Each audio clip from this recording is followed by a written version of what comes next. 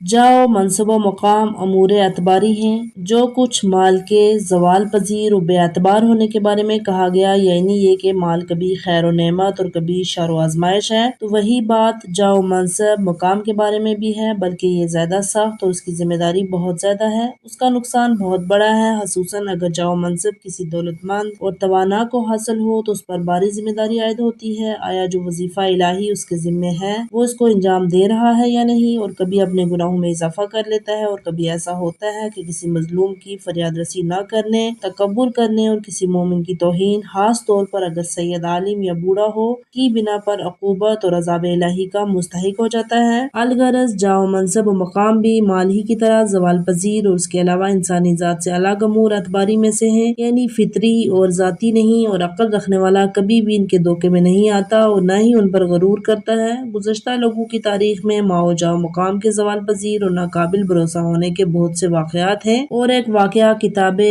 हबीबुस्सीर में नकल किया गया है, जब उमरू बिन लैस अपने 70,000 बसलाहियत जवानों के साथ अमीर इस्माइल सासानी के 10,000 सवारों के मुकाबले में आया और जंग का शोर, ढोल और बुगल की आवाज बुलंद हुई, तो उमरू बिन लैस के घोड़े ने सरकशी की और उसे बेख्तियार दुश्मन की सफून में जा पहुंचा दिया। इस तरह अमीर इस्माइल बगैर जंग के गालिब आ गया और उसने उमरू को एक खैमे में कैद कर दिया। मनकूल है कि उस उमरू की नजर एक साबिका शागिर्द पर पड़ी। उमरू ने उसे बुलाया और भूख की शिकायत की। शागिर्द उसी वक्त उसके लिए गोश्त का टुकड़ा लेकर आया। क्योंकि कोई बड़ा बर्तन नहीं था, इसलिए उसने घोड़े के सतल में डाल दिया और आग जला दी और उसके किसी काम के लिए चला गया। इत्तफाकन वहाँ एक कुत्ता आ गया। उसने अपना सर उस सतल में डाला तो शोरबे की भाप की वजह से उसका मुंह जलने लगा, और जब उसने तेजी से मुंह बाहर निकालना चाहा तो सतल का दस्ता उसकी गर्दन में फंस गया और वो उसी तरह भाग गया। उमरू ये देखकर हंसने लगा। एक मुहाफिज ने पूछा कि उसमें हंसने की क्या बात है। उमरू ने कहा कि एक दिन मेरे सपह सालार ने मुझसे शिकायत की थी कि आपके बावर्ची खाने का सामान 300 घोड़े भी मुश्किल से उठा कर जाते हैं, और आज मैं देख रहा हूँ कि एक कुत्ता उसे आसानी से लेकर जा रहा है। और बिल्कुल इसी तरह का किस्सा मरवान हम्मार का भी है, जो कि बनी उमैया के आखिरी बादशाहों में से था। सन 132 में जब वो आबेजाब के मुकाम पर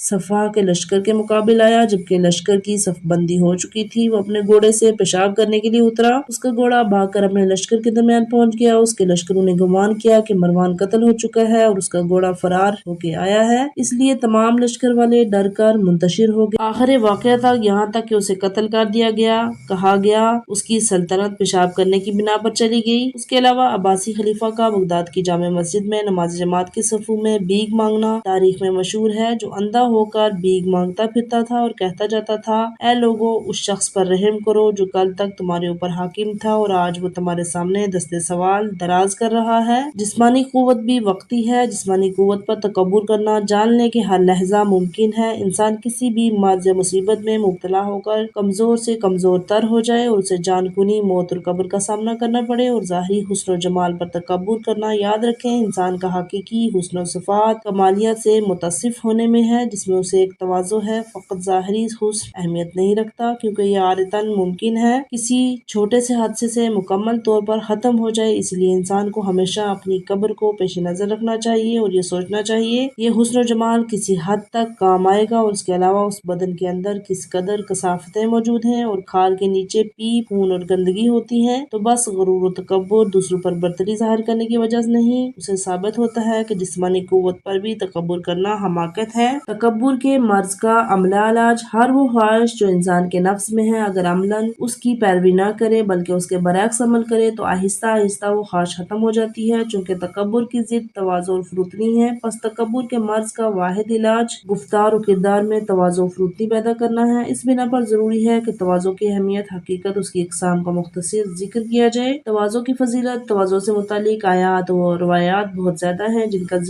जिक्र करना उस किताब की वज़्ज़ के मुनाफी है। उसकी अहमियत के लिए यही काफी है कि परवरदिगार आलम अपने हबीब अशरफ मखलूकात बाइस तख्लीक कायनात को तवाज़ो को हुक्म दे रहा है। सूरह हिज्र आयत नंबर 88, वहफुज़ जुनाहकल लिलमोमिनीन, और ईमानदारों उनसे अगरचे गरीब हूँ जो कर मिला करो। अपने मुकर्रब बंदों की उस सिफ़त कमालिया की वजह से तारीफ की और फरमाया, और रहमान के खास बंदे तो वो हैं जो जमीन पर फुरुतनी के साथ चलते हैं। और शियों की रवायत में इमामत की अलामत में से ये भी है कि इमाम को खुदा के लिए हर एक से ज्यादा इज्ज और इंकिसार वाला होना चाहिए। अमीर मोमिनीन अलैहिस्सलाम फरमाते हैं कि अगर खुदा के शयान शान ये होता कि वो उसे अपने کسی ایک بندے کو تکبر کی اجازت دے دے تو وہ اپنے مخصوص بندوں یعنی انبیاء اور اولیاء کو اس کی اجازت دیتا، لیکن ذات خداوند متعال تمام بری صفت سے پاک ہے، اس نے ان کے لیے بھی تکبر کو مکروہ قرار دیا اور فروتنی کو پسند فرمایا، چنانچہ انہوں نے اپنے سینے زمین سے ملے اور چہرے خاک آلودہ رکھے، مومنین کے آگے انکسار سے جھکتے رہے، دنیا میں کمزور حالت میں رہے۔ رسول اسلام صلی اللہ علیہ وآلہ وسلم فرماتے ہیں، بہار الانوار میں روز قیامت تم میں سب سے زیادہ پسندیدہ اور میرے قریب ترین وہی ہوگا جس کے اخلاق بہترین اور جس کا تواضع سب سے زیادہ تر ہو۔ روز قیامت غرور تکبر کرنے والے مجھ سے سب سے زیادہ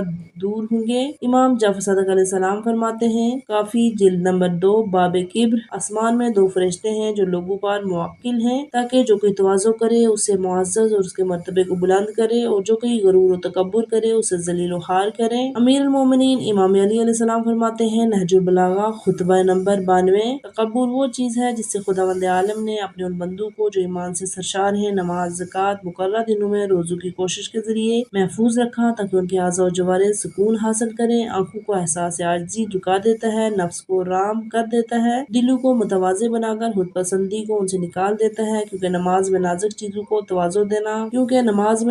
چیزوں کو تواضع و نیازمندی سے سجدے میں خاک آلودہ کیا جاتا ہے، اور محترم سعد اعضاء خاک پر گر کر اپنی پستی ظاہر کرتے ہیں۔ روزہ رکھنے سے اس کی فرمانبرداری میں پیٹ پیچھ سے مل جاتے ہیں۔ عبادت تکبر کو ختم کر دیتی ہے، پس اس سے معلوم ہوتا ہے کہ ان عبادات کے واجب ہونے کا اہم سبب تکبر کے مرض کو ختم کرنا، تواضع کی فضیلت سے متصف ہونا ہے۔ اس بنا پر تکبر کو ختم کرنے کے اہم ترین عملی مستحجبات میں سے عبادات کو شرع صحیح و مسائل کے ساتھ بجا لانے کی کوشش کرنا تاکہ وہ قبول ہوں، نیز یہ کہ عبادت تکبر کے ساتھ ہرگز قبول نہیں ہوتی، چونکہ عبادت کے معنی اطاعت و فرمانبرداری اور بندگی کے ہیں، نہ کہ اپنے آپ کو بڑا اور آقا ظاہر کرنے کے۔ تواضع کے معنی اور اس کی قسمیں: تواضع نفس میں ایسی کیفیت کا نام ہے جسے فروتنی نفس کی شکستگی اور اپنے آپ کو پست و حقیر سمجھنے سے تعبیر کیا گیا ہے، چنانچہ بلحاظ خلقت و فطرت اور حقیقت امر بھی یہی ہے کہ انسان کی کوئی چیز بھی اس کی اپنی طرف سے نہیں ہے۔ اس پیچیدہ اور پراسرار کائنات میں ہماری کیا حیثیت ہے؟ ہماری مثال تو الف کی مانند ہے جس کا خود اپنا بھی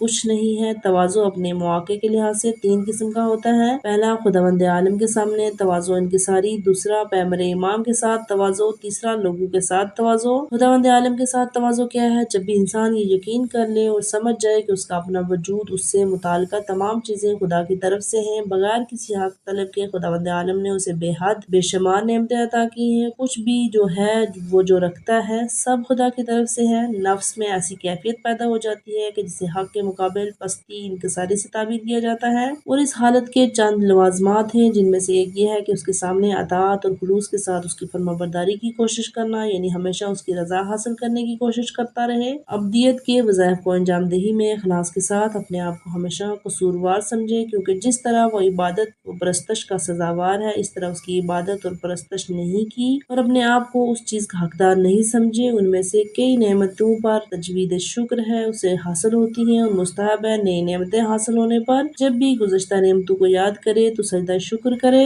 خدا کی نعمتوں کے سامنے عاجزی، نعمت کو بڑا سمجھے اور محترم جانے، کیونکہ وہ اس کے حقیقی محبوب و منعم کی طرف سے ہیں، خاص طور پر کھانے پینے کی اشیاء اور غیر مروی ہے۔ اگر تمہیں کسی غذا کے کھانے سے نقصان پہنچے تو یہ نہ کہو کہ فلاں غذا خراب ہے جس نے مجھے بیمار کر دیا، بلکہ یہ کہو کہ فلاں غذا کے لیے میرا مزاج مناسب نہیں تھا اور میں نے اسے بے موقع استعمال کر لیا۔ کھانا کھاتے ہوئے انکساری کے ساتھ غلام کی طرح بیٹھے، انکساری کے ساتھ غلام کے مانند کھائے۔ رسول اسلام صلی اللہ علیہ وسلم اعلیٰ کا دسترخوان پر بیٹھنا نماز میں تشہد میں بیٹھنے کی طرح تھا۔ انکسار کے ساتھ غذا کھانے کے آداب یہ ہیں کہ میز پر بیٹھ کر کھانا نہ کھائے بلکہ اپنے جوتوں کو اتار کر تہذیب سے زمین پر بیٹھے، خصوصاً روٹی کو محترم سمجھے۔ اس بارے میں بہت زیادہ روایات وارد ہوتی ہیں۔ گھر میں جتنے بھی افراد ہیں، مثلاً ماں، بیٹا، نوکر، نوکرانی وغیرہ، تمام کو ایک ہی دسترخوان پر بیٹھنا چاہیے، نہ یہ کہ بعض کو روک کر ان کا علیحدہ رکھنا چاہیے۔ کھانا کھانے کے آداب بہت زیادہ ہیں، جن میں سے اہم حضور قلب اور منعم حقیقی کی طرف پوری توجہ رہے۔ اس کا نام ہے ابتدا کرنا، یعنی بسم اللہ الرحمن الرحیم کہنا، اور اس کے نام الحمدللہ رب العالمین پر ختم کرنا۔ خداوند عالم سے تواضع انکساری کی نشانی اور حرامات الہی کو بزرگ و محترم سمجھنا ہے، جیسا کہ ذکر ہو چکا ہے۔ اسی طرح خداوند عالم کے اسماء شریفہ کو محترم سمجھنا ہے، طہارت کے بغیر انہیں مس نہیں کرنا چاہیے، خصوصاً یہ راہ میں پڑے رہیں ان کی طرف پر پیر دراز کرے۔ بطور کلی ہر چیز کو بزرگ و محترم سمجھنا ہے جس کا تعلق خداوند عالم سے ہے، مثلاً مسجد میں، جیسا کہ خود خدا تعالیٰ فرماتا ہے، ان المساجد،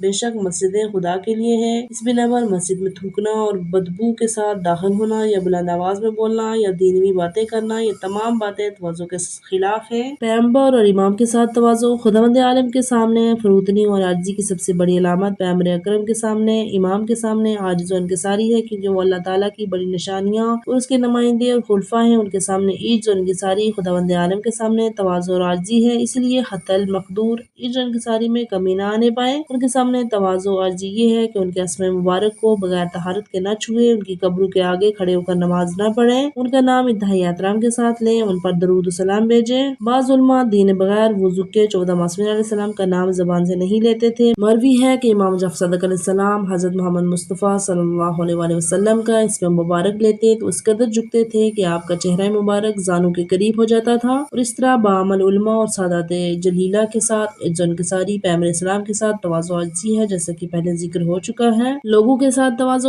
تمام انسان بے لحاظ خلقت ایک دوسرے کے برابر ہیں، سب ہی رب العالمین کے مخلوق اور تربیت یافتہ ہیں، اور سب ہی اس کے زیر نظر ہیں، اور سب کی پرورش کرنے والا تو بلا شبہ عقلاً اور شرعاً کوئی بھی انسان چاہے وہ کسی بھی علاقے سے تعلق رکھتا ہو، وہ غرور تکبر کرنے اور بڑائی ظاہر کرنے کے لائق نہیں۔ اس طرح وہ اس بات کا حق نہیں رکھتا کہ کوئی دوسرا اس کے سامنے تواضع و انکساری کرے، مثلاً بادشاہ کے غلاموں کی مانند ان میں سے کوئی بھی دوسرے پر تکبر کو حق نہیں رکھتا، اور نہ ہی اس بات کا مستحق ہے کوئی دوسرا اس کے سامنے تواضع سے پیش آئے، کیونکہ سب برابر ہیں۔ چنانچہ اگر ایک غلام دوسرے غلام سے غرور تکبر سے پیش آتا ہے تو وہ عقلاً قابل مذمت ہے، اور بالکل اسی طرح اگر کسی دوسرے سے عاجزی و انکساری کی توقع رکھے تو وہ عقلاً کی نظر میں مذمت و ملامت کے لائق ہے، چونکہ عام طور سے سب آدم علیہ السلام کی اولاد ہیں۔ امتیاز صرف تقویٰ ہے، لیکن دوسرے لحاظ سے کچھ افراد بشر خاص فضیلت کے حامل ہوتے ہیں، عقلی اور شرعی لحاظ سے وہ قابل تعظیم ہوتے ہیں، ان کے لیے عزت و احترام کا حکم دیا گیا ہے، ایسی صورت میں تواضع کے مستحق ہو جاتے ہیں۔ لوگوں کو چاہیے کہ ان کے ساتھ تواضع و انکساری سے پیش آئے، مثلاً ماں باپ جو کہ عقلاً اور شرعاً اس بات کے مستحق ہیں ان کی اولاد ان کے ساتھ تواضع سے پیش آئے۔ حقیقت والدین کے ساتھ تواضع خدا کے ساتھ تواضع ہے، کیونکہ والدین ربوبیت پروردگار کا ذریعہ ہے، یعنی ان کے ذریعے نشوونما پرورش پاتا ہے اور اس کے حکم میں ہے۔ مثلاً ایمان تقویٰ کے لحاظ سے ہر ایماندار اور متقی کے ساتھ تواضع و انکساری سے پیش آنا چاہیے، کیونکہ مومن خداوند عالم سے وابستہ ہے، خدا کی رحمت و کرم کی نظر اس پر ہے۔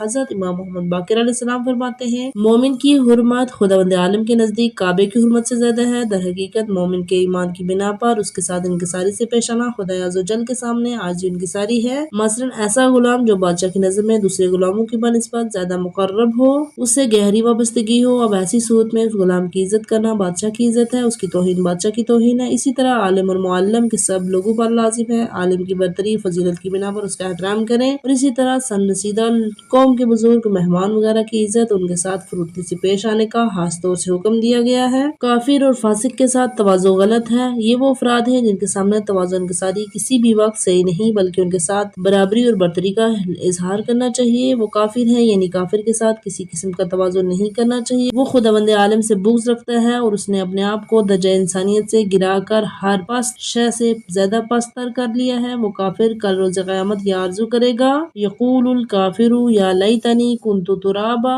کافر کہتا ہے کاش میں خاک ہوتا۔ پس مومن کے سامنے انکساری اور اپنے آپ کو کمتر سمجھے، کافر کے سامنے اپنے آپ کو بڑا و بلند مرتبہ والا سمجھے۔ اگر کوئی مومن کافر کے ساتھ تواضع و انکساری سے پیش آئے، وہ در حقیقت اس نے اپنے اللہ پر ایمان کو رسوا اور کافر کے کفر کو پسند کیا۔ حقیقت کے برعکس کیا کہوں، عزت تو خداوند عالم پیغمبر و مومنین ہی کے لیے ہے، اس کے علاوہ ایسے شخص کے سامنے جس نے ستم کو اپنا پیشہ بنا رکھا ہوا ہے، کھلم کھلا فسق و فجور کرتا ہو، یعنی بے خوف لاپرواہ ہو کر آشکار خدا کی محترم چیزوں کی توہین کرتا ہے، اور اس کے ساتھ انکساری تواضع سے پیش آنا نہیں چاہیے، بلکہ خداوند عالم کے لیے اس پر غضبناک ہونا چاہیے اور اس سے ترش روئی سے پیش آنا چاہیے۔ چنانچہ امیر المومنین علیہ السلام فرماتے ہیں کہ پیغمبر اسلام صلی اللہ علیہ وسلم نے ہمیں حکم دیا ہے کہ گنہگاروں سے ترش روئی سے پیش آئیں۔